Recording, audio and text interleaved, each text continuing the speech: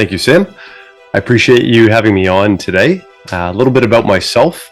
I am a father of three. I live in Ontario, Cayuga, Ontario to be specific. We are such a small town, we don't have a population sign, which is kind of the way that I like it. And we're going to look tonight at one of my favorite characters in the Bible, Hezekiah. So I run our Sunday school at Brant County, and I love looking at lessons like this that can kind of challenge us to grow as people in faith in particular, and how we put that faith into action. So Hezekiah was a king of Judah. He's one of the best, most righteous kings that they had. In fact, he's known in the Bible as one of the three great reformers who was able to have an incredible positive impact on the nation of Judah, God's people. And Hezekiah lived and reigned about 300 years after David, give or take, and a little over 600 years before Jesus, just to put things in perspective of where we are in our timeline here. Now, if you had to describe Hezekiah with a single word, it would be the word trust. We actually take that right from a passage in the Bible from 2 Kings chapter 18 and verse 5. And this characteristic is going to be central to our consideration today. Trusting in God is an essential component to serving him, and it enabled Hezekiah to harness an incredible skill that would benefit all of us. It's the skill of perspective. Hezekiah learned not to trust his eyes and not to trust his own experience, but instead to rely on God. Now, I want to take you back thousands of years ago to one specific event in the 15th year of the reign of King Hezekiah. The Assyrians that Sam mentioned at the open of our session here were the enemies of the nation of Judah. And historically, they were noted for being an incredibly cruel and oppressive nation. Everybody was afraid of the Assyrians. Hezekiah decided to rebel against the Assyrians, and so the Assyrians marched an army of 185,000 soldiers against Jerusalem, which is the capital city of the kingdom of Judah. Now, I want you to imagine what it must have been like to be alive at the time of this king, of King Hezekiah, and to look out over these walls of the city and to see this army of the Assyrians, an army that's 185,000 people strong, that seemed so large that it stretched out past the horizon. Now, imagine knowing just how ruthless this nation was, and they'd come to destroy you and your family and your city. Imagine what it must have felt like to live in this total fear through a siege where food and freedoms of daily life were running out, if not already gone. As a king and a leader in this situation, knowing that you're outnumbered and basically out of options, what do you say? What do you do? And how do you inspire and comfort your people? Well, we know exactly what Hezekiah said and the effect that it had. In 2 Chronicles 32 and verse 6, we read that he, Hezekiah, gathered the people together to him in the street of the gate of the city and spake comfortably to them, saying, Be strong and courageous, be not afraid nor dismayed for the king of Assyria, nor for all the multitude that is with him, for there be more with us than with him. With him is an arm of flesh, but with us is the Lord our God to help us and to fight our battles. And the people rested themselves upon the words of Hezekiah, king of Judah. Imagine being such a great public speaker that in a few short sentences, you can calm all the fears of the people. I don't think that's exactly what's going on here.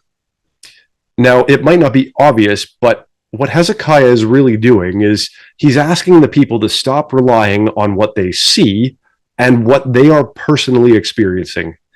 Instead, Hezekiah is actually reminding the nation about some pretty incredible times in history when God had delivered his people, their ancestors, out of some pretty terrible situations.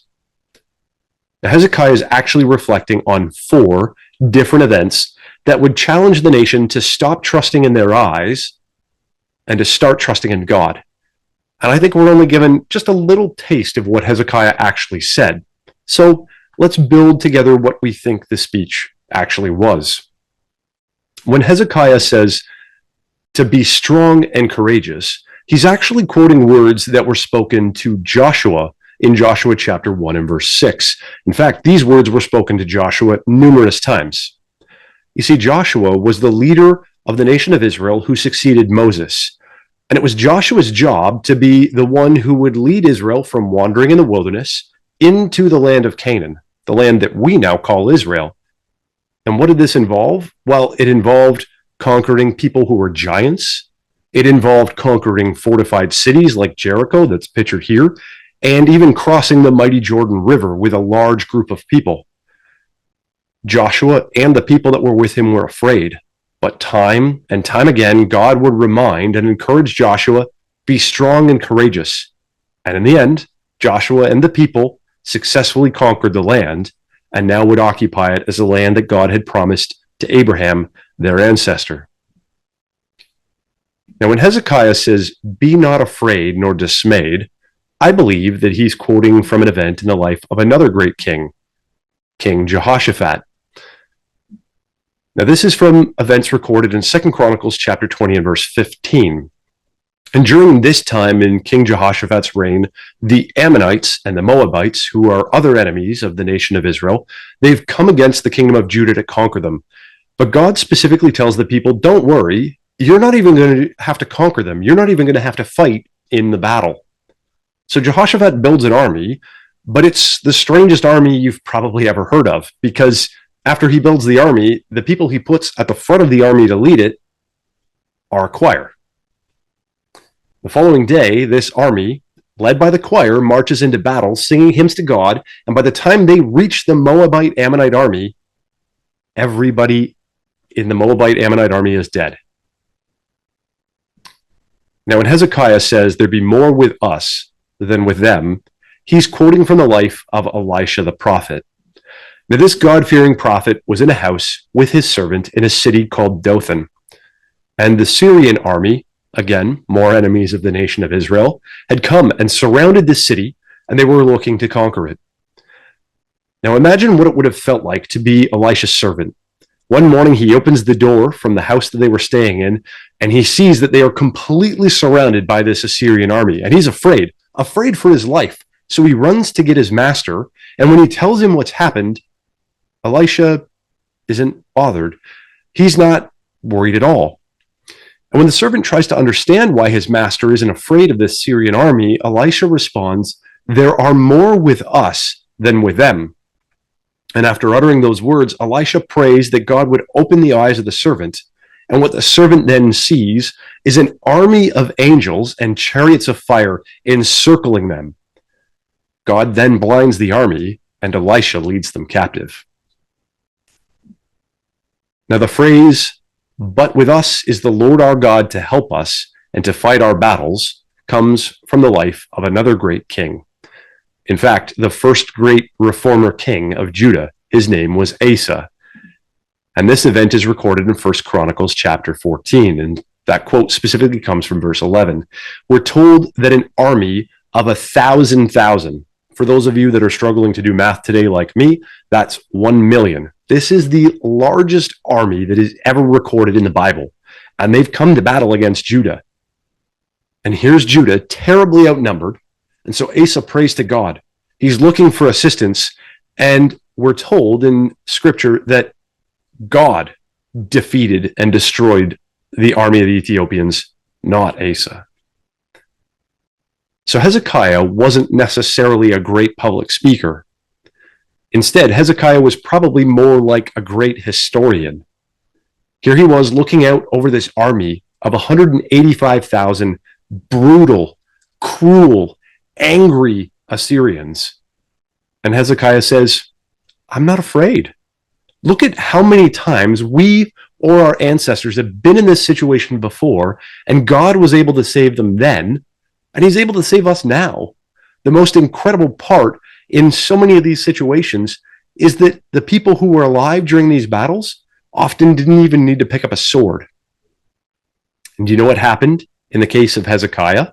Well, 2 Chronicles chapter 32 and verse 21 tells us that God sent an angel and he destroyed the entire army. Nobody even left the safety of the walls of the city of Jerusalem. What this incredible speech from this faithful king teaches me is that we need to challenge our own perspective, especially when challenging times arise in our lives. Instead of trusting in what we see with our own eyes, we need to learn to trust in God. We've been reminded that our God has won battles, our God has protected his people, our God has power over nature, and our God can deliver us and grant us a place in his kingdom if we trust in him. Well, thank you so much, Joel. I really appreciate you coming on tonight to share what you've learned from Hezekiah and others who show just incredible faith. And just so everyone knows, Joel is going to be sticking on for a little bit afterward, so we can talk just a bit more about the faith that these Bible characters had. But first, we're going to move on to our segment of the week on real places of the Bible. These are places that play a very specific role in the lives of the people that we're looking at. And so tonight, we're going to take a look at the land of Assyria. The faith of King Hezekiah is never more evident than when his kingdom is put under siege by the mighty King Sennacherib of Assyria, and he has to put his complete and total faith in God to save him from this vicious campaign. Now, the reason this was such a great act of faith is that in the days of ancient Israel, the Assyrians were known as a terrible, conquering nation. God actually says that he uses them as a weapon of judgment against nations in Isaiah 10. Not only were they a mighty conquering force, but they were cruel and heartless when they conquered. There's actually this vision in Daniel 7, where Daniel sees a bunch of beasts come out of the sea. And one of these beasts is a lion that has wings. And at one point, it stands up and it's actually given the heart of a man. Now, what does this peculiar vision mean? Well, the lion at first is Assyria. And when it stands up and changes, it becomes Babylon. Because the Babylonians actually took over from the Assyrians when the Assyrian Empire fell. And we'll talk about Babylon in a future segment. But notice what it said there when it turned into Babylon. It says that the lion was given a heart. This means that while the lion was Assyria, it didn't have any heart at all. It was a heartless lion. And this is what the Assyrian captivity was like. They were heartless, and they were ruthless, and they were cruel. I'm not going to get into the gory details, but there are many reliefs in museums, especially in the British Museum, where we see the depictions of cruelty that the Assyrians took pride in and immortalized in their reliefs. The other thing that Assyria was known for was their pride. When they came against King Hezekiah, they boasted about their conquest with many speeches. In fact, in one of our previous segments where we looked at the Taylor Prism, King Sennacherib just makes a prism that's all about bragging about himself and his might. Isaiah 10 actually quotes Assyria saying, "By the strength of my hand I have done it," when we know that God was the one who was controlling them in their conquests and giving them these victories. This mighty, heartless Assyrian pride tried to overcome God himself in taking the city from Hezekiah, but finally met its match when God took away all their power in just one night. We need to make sure that we don't allow ourselves to become proud of our accomplishments, when it's God that gives us the strength and ability to live every single day. Because if we do forget, God is able to take it all away in an instant, and then we would just be like the king of Assyria. As always, big thank you to the team that puts those together. And of course, if you like watching those videos and you want to see more just like it, we have those up on our YouTube channel. You just need to search Bible Unlocked on YouTube. So what we want to do now is talk a little bit more about faith. Because we've seen how Hezekiah was a very faithful man. He trusted in God at times when it would be very difficult. And there's lots of Bible examples, as we saw tonight, where people had faith when it wasn't easy to do so. And so what we want to do now is talk a little bit more about faith and see how we can develop that faith for ourselves. So I've got a couple questions for you, Joel, and also for those of you who are listening in tonight, these are some questions that you're welcome to answer as well. So feel free to pull up the chat window and you can type in any answers that you'd like to. So my first question for you, Joel, is whether or not there are some other Bible characters that believed beyond what they could see. This is such a great question, Sam, because as you pointed out, Scripture is full of these examples. And probably the best one that I can think of that we haven't touched on already is Moses.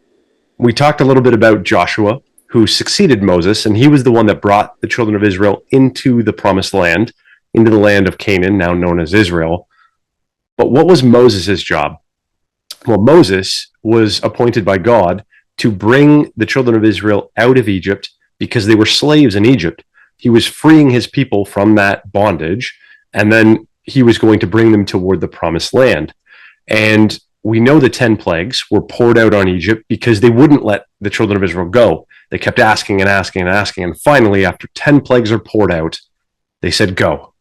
But no sooner had Israel left Egypt and they realized their mistake. And they said, well, all our slaves are gone. So they sent the army, the Egyptian army, after them with horses and chariots. And so you've got this nation of young and old and everyone in between who's traveling on foot. They don't own horses. They don't own cars. And they're running away from Egypt. And they can see this army coming after them. And they hit the Red Sea, this enormous sea. They can't go north. They can't go south. They can't cross it. And so they start to complain to Moses. And they're afraid. What are we going to do, they say. You see, in their lifetime, there was nothing that anyone had ever experienced to indicate that waters of a sea could part. But that's exactly what's going to happen. And so Moses takes his staff in his hand and he encourages the people and he says, stand still and see the salvation of God. And he raises his staff, and with that, the waters of the Red Sea part and there's dry land, and the whole nation can cross over this dry land. And no sooner do they get across and the Egyptian chariots come into that dry area, that the waters come crashing down and destroy that army. So there was no experience that anyone had had to this point that would lead them to believe that God could part the seas. But Moses, and because of Moses, the entire nation had faith in something they'd never seen or experienced before. And that really is the power of God. And that's the faith that Hezekiah was trying to evoke in the people when he delivered this comfortable speech to them.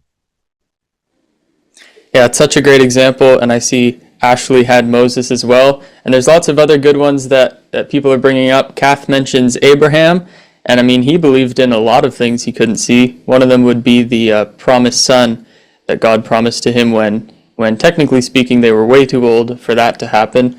There's the example of Noah, who was building an ark. God said that this flood would be coming, and so he started building years in advance, and a lot of people, they looked down on him because of it. They thought he was crazy for what he was doing, but he really believed in what God had said. There's other good examples there. Joseph, the blind man in John chapter 9 and 10, and also Rahab, which we will be looking at next week, so that should be interesting. So thank you everyone for those examples, lots of good ones there. Now, looking at these examples of people who believed in things they couldn't see, it brings up something that I know I've struggled with before, and I know critics of the Bible and of Christianity in general would probably bring this up, and that's the question of whether or not faith is blind, because we can easily be criticized for believing in a God that we've never seen, or believing in these promises from a God we've never seen. So I just wonder, Joel, if you have any thoughts as to whether or not faith is blind. I think this is such a great question, because I would be inclined to revisit the story of Elisha that we've already looked at. And I think it's so interesting to see the contrast between Elisha and his servant. And it's a good reminder that just because we aren't seeing certain things doesn't mean they aren't there. The servant couldn't see the angels and the chariots of fire, but I think it's obvious from the record that Elisha could. And so Elisha prays that the servant's eyes be opened, and lo and behold, there they are. So that faith that Elisha had is so important for us to develop. Now, that doesn't mean that we're going to be able to see God this side of the kingdom, but there are things that God has given us that we can point to. We can look at creation all around us. I mean, how incredible is this world that God has created? And there's archaeology. I mean, one of the examples came up in the video that Jake put on for us, and we have the Taylor Prism. We know there's the Dead Sea Scroll discoveries, which are the oldest manuscripts we have of the Bible we hold today. We have inscriptions like the one that was found at Tel Dan that references the house of David, so we know that he was a real person. And I love that this is so relevant to our subject tonight, but archaeologists have actually uncovered Hezekiah's tunnel. So during the siege of the Assyrians, Hezekiah was trying to do what he could to support his people, and he built this incredible tunnel to bring water into the city. And what he did was he started on both sides of the tunnel, and they met in the middle almost perfectly. And that allowed water to come from outside the city walls into the center of the city so that the people had water to drink while they were under siege. Now, that tunnel, we can go and visit it today. You can actually walk through Hezekiah's tunnel if you go to Jerusalem. I think that's amazing. So we have all of these things in archaeology that we've discovered that give us proof about the Bible. But people like Hezekiah, they didn't need to see the miracles that God had performed beforehand to know that God could and would do it again. And I think the lesson that we've been trying to tease out of Hezekiah's life today is that we need to stop trusting in the way that we see the world, but instead come to see the world as God sees it. And if we could do that, well, let's loop in this verse here on the screen from Hebrews chapter 11 and verse 6. It tells us that without faith, it's impossible to please him. In fact, we're reminded that whoever would draw near to God must believe that he is, and that he is a rewarder of those who seek him. I think Hezekiah lived by these words, and how remarkable his faith was, and how pleasing that must have been to God. Yeah, thanks, Joel.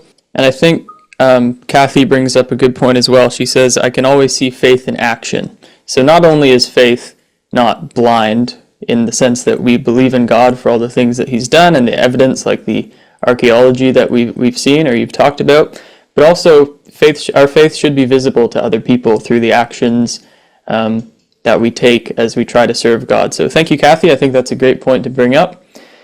I've got one more question for you, Joel, that I think builds off of the last one. And again, if anyone here listening wants to chime in, that would be wonderful. But I would love if you could just share a couple, maybe one or two ideas about how we can develop faith in our own lives. Yeah, I'd be happy to share.